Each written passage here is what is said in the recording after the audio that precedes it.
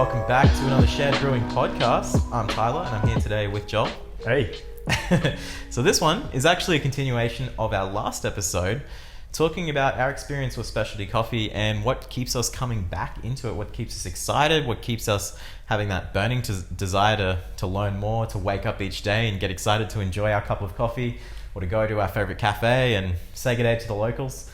We love it. There's so much to talk about, and we thought we'd do this as a two-part. And you know what? I'm sure we'll probably come back for further episodes of this particular topic in the future. Absolutely, because people will add more content to it and just, I think, like context, I should say, to it. And I think it'll just keep snowballing and getting better and better. Absolutely. Hit us up with what you love about specialty coffee. We'd love to hear your experiences.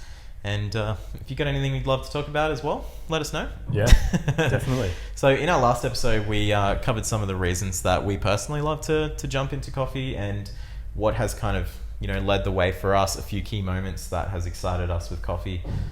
Whether it's learning more about the origins and the farming, or whether it's just waking up in the morning to make a cup of coffee, or to go to a friend's place and make them some coffee maybe. Yeah. Get them to make you coffee. Get them to make you coffee. Way better. And then you're set. Yeah. Maybe like it's teach a man to fish sort of situation. Yeah. And then it's free, and then teach you a just go friend home to coffee and then get free coffee every day. That's it. Hey, business model. All right. Done. Now we're cooking. We're changing this to business models of coffee making. Yeah, 101. No. So let's talk about, in general, let's zoom out from ourselves a little bit. What do you think are some of the key moments with people jumping into specialty coffee that would get them hooked? What are some of the things maybe people should try out? They're interested in coffee.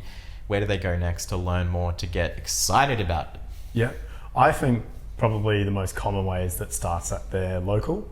They're chatting to the baristas, or they're kind of just really enjoying their experience there. The coffee tastes so good every time they go there. They love chatting to the workers. They love just everything about that establishment. And then they go, like, maybe the barista just says, "Do you brew anything at home?" And they're like, "Oh, no, I don't really have anything." And it's just like, "Oh, have you got a French press?" And it's just like, "Yeah, I do actually." "Well, how about I get these beans for you and I'll just grind them up and you can just throw them in your French press at home." Bang, that just sort of starts. That's perfect, yeah, I love and that. then all of a sudden, they're starting with the French press. They then, instead of getting the barista to grind the coffee for them, they're starting to grind it fresh. They buy themselves a set of scales. They start to get really consistent flavor. And then they start timing, they start watching YouTube videos, they start, talking to other people about coffee, and then all of a sudden they're starting to become quite,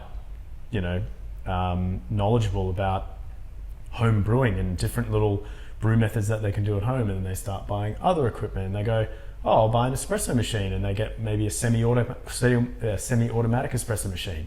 And then, one that has a grinder and a tamper all in one sort of thing, and they can just buy the beans, freshly grind every time, extract it. It sort of just does it kind of for them.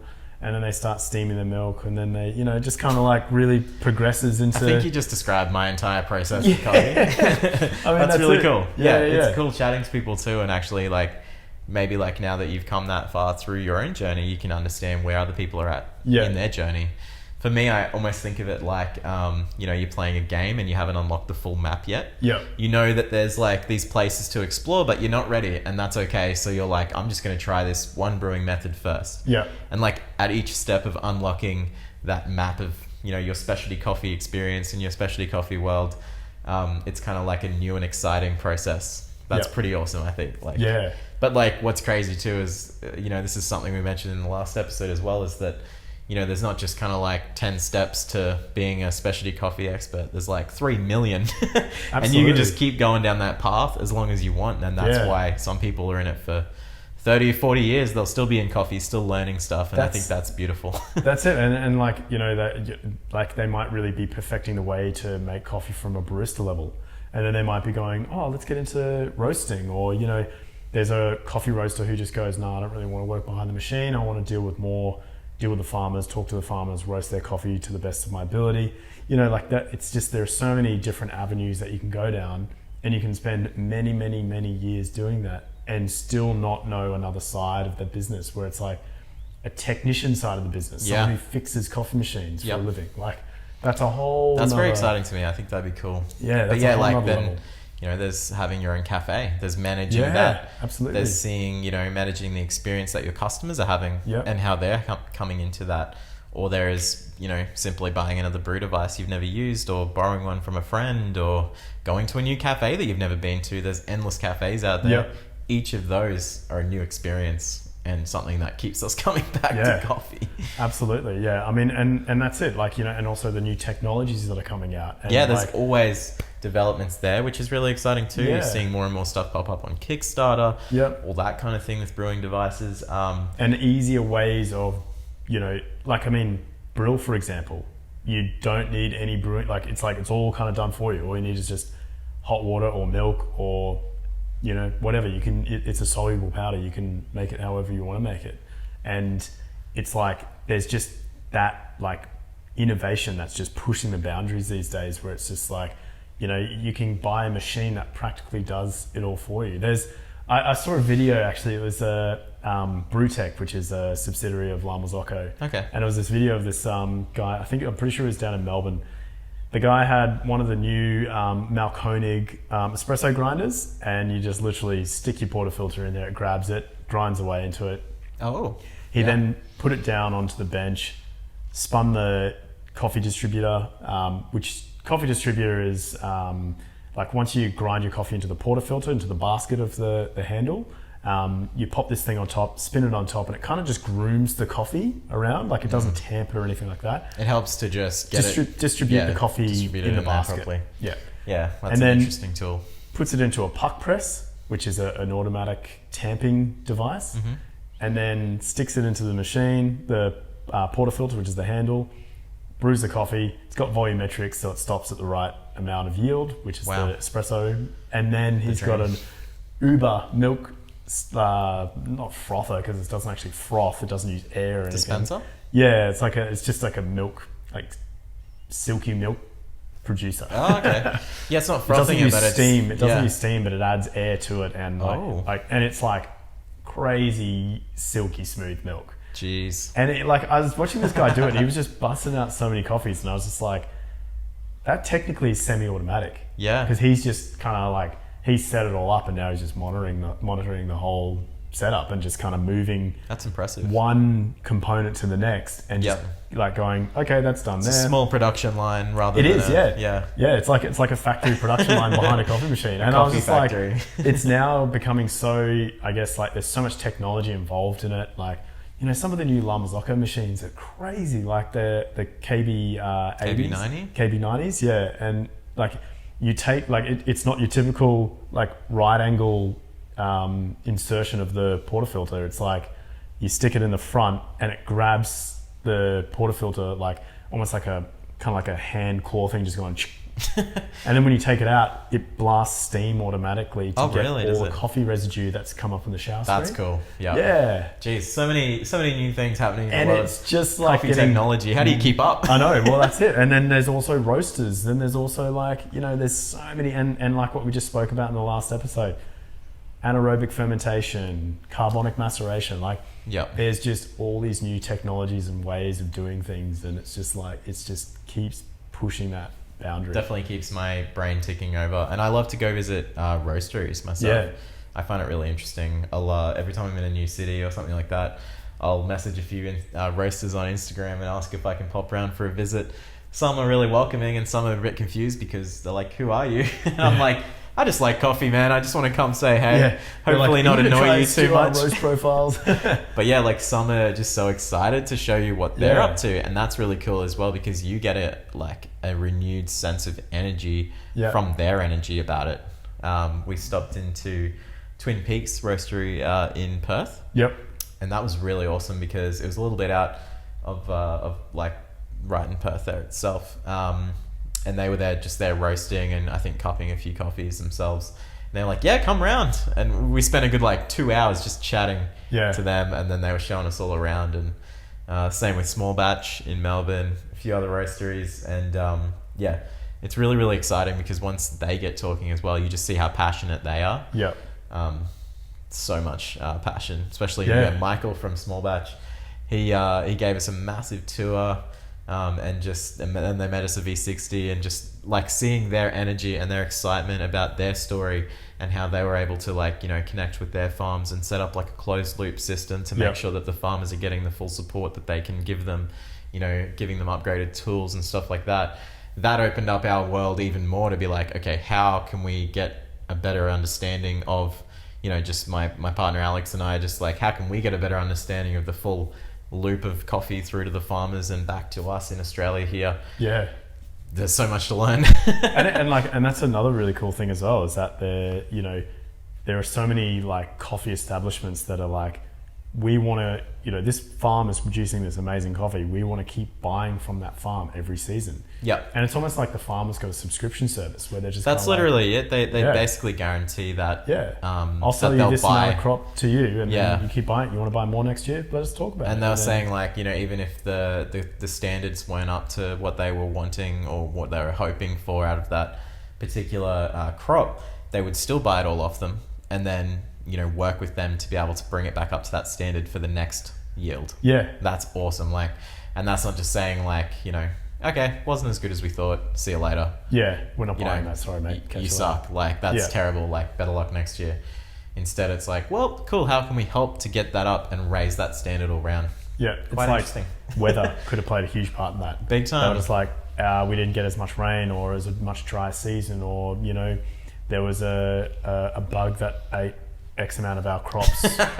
Because a lot of them don't use pesticides and things like that. Yep. They use, like they're not certified organic because it costs money to certify the farm, or even just the countries that they're in. They're like very poor countries a lot of the time, that them paying for some certification, they don't even know if it's a legitimate certification. Yeah. So it's like, that's it. They might lose something from like just a, bug in the trees or something like that, where it's like, it's great to see these. It is a full supply chain. Yeah, it is. Yeah. And it's almost like blockchain without the blockchain, because you can see the transparency of who the farm is. Yeah, bean chain. Yeah.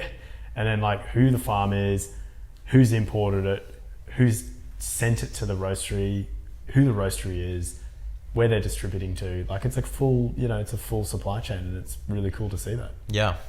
And coming back to the cafe side of that in Australia as well, what are some of the other experiences that you've had where, you've learnt a lot, like a bit more about a cafe or a roastery and got excited about that? That's kind of sparked your enthusiasm with it. From working in that place or from like a outside? Like, either way, like I think like you're going to come across those places regardless, and it's nice to talk about those experiences. I think that's one of the main themes that come up for us with this podcast is like just those experiences in real life that we've had. I'd say I've learnt, I've been in specialty coffee for 13 years now, but I would say I've learnt probably the most in the last year with industry beans. Right. That's cool. That's good to know. Like, good to, be able to recognize from your point as well. To be like, oh, wow, this actually, I was learning lots all the time because I'm interested in it, but then to see what took you to that next level. You just sort of like get I've just had a much deeper understanding of that full sort of crop to cup scenario where you can understand like, all these different processing methods, these different farms, the different varietals, the different bean density, like ways you need to adjust roasting profiles for that, how you've got to brew it differently on a machine. Like there's just a whole other science to it that you just like, people go like, oh, coffee's just coffee. It's just like, well, no, like you got to think every single coffee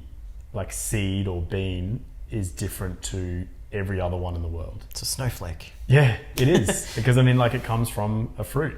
Yeah. Two are technically the same because they're that seed that's split in half. True. But still one might be larger than the other. Yeah. And got a bit of different roast. I see people like wasting like perfectly fine coffee, and I'm just like, just remember there was somebody that picked that cherry, and these two beans just came from that cherry. And I reckon. It's just like that. I guess that whole mentality around just the full accessibility of it. They're just like, oh, but we've got a bucket out the back. It's actually really interesting as well, and to just see like what businesses and what innovation can come from like outside of coffee, like, or directly an offshoot from that. Some friends of ours have a little project. It's taken off massively. They recently did a Kickstarter. It's called the Coffee Fruit Bar. Yes, I know that one. Yeah. Yeah. Check out I Am Grounded. I think that's their Instagram. And yeah, they'd be able to take what would be waste leftovers typically from the coffee fruit. The cherries. The cherries that they grow in, and then be able to turn that into natural energy like fruit bars. And they are delicious, by the way. Well, I mean, that's it. Like the fruit, the cherry fruit, like at Industry Beans, we've got the Cascara Spritz, which is one of our signature drinks. That's pretty much something I get every time I go there, actually. I love that. Made using the coffee cherry. Very highly caffeinating because it's one of the most highly It's something I forget because I'm like, I won't have a coffee, I'll have a spritz. Yeah. And it's like then 3 you try times. to go to sleep that night and you're absolutely beaming. But yeah, that is cool. Yeah, I mean, like, I think that's really, really cool because they've seen a gap in the market that's just, it's just like a waste gap where they're just like, all that waste. Literally, yeah. Let's reuse that and, create a business out of it. And they do taste really good. Yeah. Because it's a fruit. Like, fruit tastes delicious. It's nice to see coffee having those like offshoot products and Husky businesses, Cups, brands. another really Husky good example. Cups are awesome. They use the husk that just goes to waste. Like, and they are excellent cups as well. Like They really are, yeah. I use them at home every time I brew. I love that they're lightweight, but they're also quite strong. They're durable. Super they strong, present well. Dishwasher safe, all of those things. Like, they've just taken a waste product and it's probably more durable than like porcelain or glass. Is it actually made from the coffee husk? Yeah. Yeah, that's so Which good. is Husky. Yeah, makes sense. Yeah. Good branding, good naming. but like, I love how those companies are just doing that and like just kind of seeing a gap in the market and going, hang on a minute, there's this product that they could probably buy it really, really cheaply as well. They're just like, it's a waste product. We're just like, hey guys, we'll buy that from you. That's fantastic. And all of a sudden they're just like, oh yeah, well, it's going to cost, if we can make money instead of having to spend that money getting someone else to take it away from us. Exactly. And put it in You've the still dump, got to they can sell it, get rid of it, make money off their waste, and then these other guys can buy that waste and make money off that waste again. So it's like, it then becomes that closed loop. That's awesome. I'd love to see that more. Yeah. Also, guys, if you know any products that are similar to this, whether, like a byproduct of coffee or operating basically on the back of the awesome, amount of coffee love that we have in the world, let us know. Love to see more of these products and even try them out. Might do some YouTube videos reviewing some because that's it. Yeah, they're freaking fantastic. Yeah, and like, I think sustainability is such an important thing moving forward, just in life in general, because like, sustainability gets thrown around all the time, and like, for something to be sustainable, it literally has to be like closed loop, where it's just like, you use, recycle, just like that full circle of just like sustainable economy, everything, like production. And like, I love how that's like, I think the coffee industry, there is a lot of waste and like, distance traveled when it comes to coffee, because obviously coffee's grown in certain regions and things like that. It's not like you can just make it locally because it is grown in the parts of the world that and there's are like favorable soils for that. And altitude and things like that. But as much as it brings us all together, I think by these people who are just coming up with these awesome ideas to create products like that, where they're just like, well, let's start moving in that direction of a more sustainable economy within the coffee industry. Heck yeah. Let's do an episode in the future, I reckon, where we actually grab 5 or 10 of those types of products where they're, byproducts of the coffee side of the world, and talk about them. Or that sounds really fun. Get one of them on here and we can ask them some questions. I think that can be arranged. Yeah. Yeah, definitely. Absolutely. Cool. What would you guys like to hear about? Definitely let us know. Yeah. Good times. And all any other products, like we said, just bring them in. And also like new brewing devices as well. Like, yeah, I've seen a few coming up lately. I think I'm going to grab some and try them out. Yeah, as much as we try and keep in the loop, like there's still a lot of stuff out there that we miss, and if you guys out there know of things, send them through, let us know. We'll buy them, support whoever's designing them, made them. Definitely. We're not asking for free things. We want to make sure that we support this community. No. And I'll buy a new device any day. Yeah. I spend all my money on coffee stuff. I don't even care. I've got an expensive grinder, expensive coffee machine at home, and I'm so close to buying another Mocha Master and buying another grinder for the Mocha Master. Love it. And just going nuts with it. But because I keep drinking batch brew and I'm just like, Yeah. God damn, it's such a good method because Let's make it easy with the Mocha Master. absolutely, yeah. It's like it's just semi-automatic. You can just put, and you can like V60. You get a lot more control out of it. You can get some really, really amazing coffee out of it. But batch brew, just that ease of just going grind, bang. You can agitate it. You don't have to if you don't want to. You can just, I love it. It's such a good brew method. You know what I love is that Joel's been making coffee for 13 years and he's here getting excited about batch brew right now. You're like, I can't wait to go home and make him batch. Yeah. I know, that's it. Sometimes in the morning when I make my brill, I'm like, just pretend it's a batch brew. I'm like, and then like insane. It's technically like instant batch brew anyway. So I it's true. Put it in a cup, and I've got like a broken cup from one of my old workplaces where they were just like, just take it home. It's just got a split in it because you just can't serve it anymore. Yeah. It still works perfectly fine. I can still put it in the dishwasher. It's all good. Reduce, reuse, recycle. And it was one of the batch brew cups, and I'm cool. just like, I've got my batch brew without the batch brew device.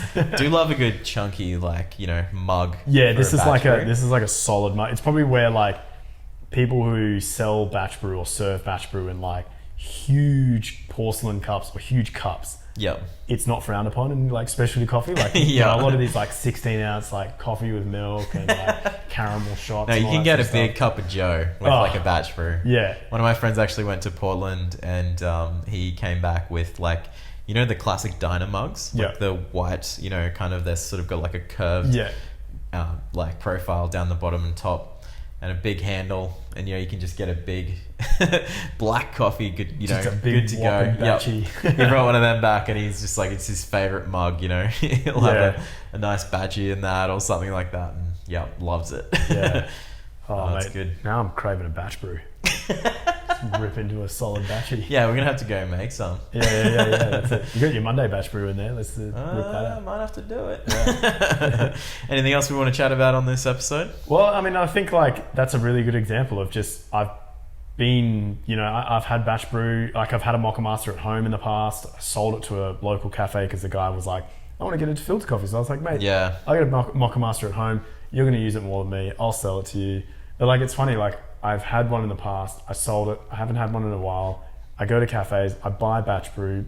Like my treat to myself whenever I go to a cafe is batch brew and a milk-based coffee. Just because it's I love the batch brew. I was just writing a post about that actually. I love the batch brew because you can just taste the coffee, like the black coffee, just without any other like adjustments to the flavor. It's just like that. But milk coffee, I just always describe it as the dessert. Even when you're making like a milk-based coffee, you've got espresso and milk, and those two components are then multiple other components in themselves as well. Like espresso is made up of sugars, salts, fats, oils, and then you've got the same thing with milk. You've got sugars, fats, oils. Like it's like if you were to bake a cake and have eggs on the bottom, flour in the middle, chocolate on top, without mixing it through, you're going to get a really weird tasting cake. Of course, there are layered cakes out there, but this would be a pretty bad layered cake. But if you mixed all the butter, the eggs, the flour, you like how you actually make a cake, it's beautiful. It tastes really nice. You've got all this sweetness through it. You've blended it, and it's the end product. Like the end product tastes really nice. Same with coffee and like espresso and milk. You've brewed the espresso to the, I guess, optimal extraction that you want, and then you've either got cold or hot milk. Then mixing that milk with the espresso, I think there is a massive technique in that, and making sure that it's not like, you've got too much of the crema over this side or too little here, and you've got too much milk, or you've got too little, like, it's a real balance of like ratio and variables that, it is a dessert. Like I love that. Like getting like the milk coffee that I had today, like by my brother that I had today, was just like, I was just like, it was just super flavoursome through the whole thing. It tasted the same from start to finish, which is what, beautiful. I think it should be intended to be. But, which I think is, it's that excites me as well. Like, you know, So just getting a good coffee, like Yeah. that in itself. yeah, I think that's what it all comes back down to, because it's that experience we're looking for at the end of the day. We want to talk about coffee, we want to learn about coffee, because we like getting a coffee. Yeah, that's it. Tastes good, it smells good, Yeah. makes you feel good. I sometimes Love wish it. there wasn't caffeine in coffee because Yeah, I know. Like, I just want to keep drinking you it. slow down because you start to get like the caffeine fogginess, and you get, like when I do like a training session with wholesale accounts, I start to get like disorientated. I'm like, whoa, what's going on here? I've had way too much caffeine. Yeah, I'll go for like a few meetings in a day and keep getting on the coffee each time, and I'm like, by the end, I'm spacing out a little Yeah, bit. yeah, you get a bit sort of like, yeah, super spacey. I hate it when you go to like a good cafe though, like at the end of having lots of coffee in a day, and then like you're finishing your day on a good cafe and you're like, I really want more coffee, but I Yeah. just can't. I'm And then sorry. you buy coffee and you drink only half of it because you're like, I think my brain is just over caffeinated. and just my like, stomach's had too much milk. yeah, and you're just like, oh god. Yeah, and with the batchy and the milk one, for me, it's kind of like, you know, treat yourself, get yourself a milk coffee. Yeah. But then also I'm like, I want a batchy to have like a strong day. I might sip on that throughout the day, kind of thing. Yeah. It's good to have like the And different that's it. categories there. Taste it when it's really hot, and then you taste it when it's cold, and the flavor profile changes. Yeah, Which is, and that's another thing that excites me about it's coffee. a daily as well. adventure. Yeah, it just That like, cup of coffee. it just goes, you know, like you've got that start to finish, and it's the same thing, hot, cool, and you can get a whole different flavor profile out of it. Beautiful. Yeah, Let's finish on that. I think so. I think that was a good little two-parter that we just did. Perfect. And I feel like we'll definitely be back for Yeah. a third, fourth, fifth, sixth cup of coffee. Pretty keen for some coffee tomorrow now. yeah, we're gonna get excited about Yeah, that. can't wait to Guys, wake up, yeah, smash a coffee. Let us know what you've been drinking lately. What's been taking your coffee experience to the next level? Have you met someone really exciting and awesome in coffee lately? A new local, something like that, or a new brew device that you'd like us to try out? We'd love Yeah. to give it a crack. In Definitely. the meantime, keep enjoying coffee every day. I'm Tyler. Joel. See you guys later. See you guys next time. Follow us on the socials, and have a good one. Awesome. Bye, guys. Thanks, guys.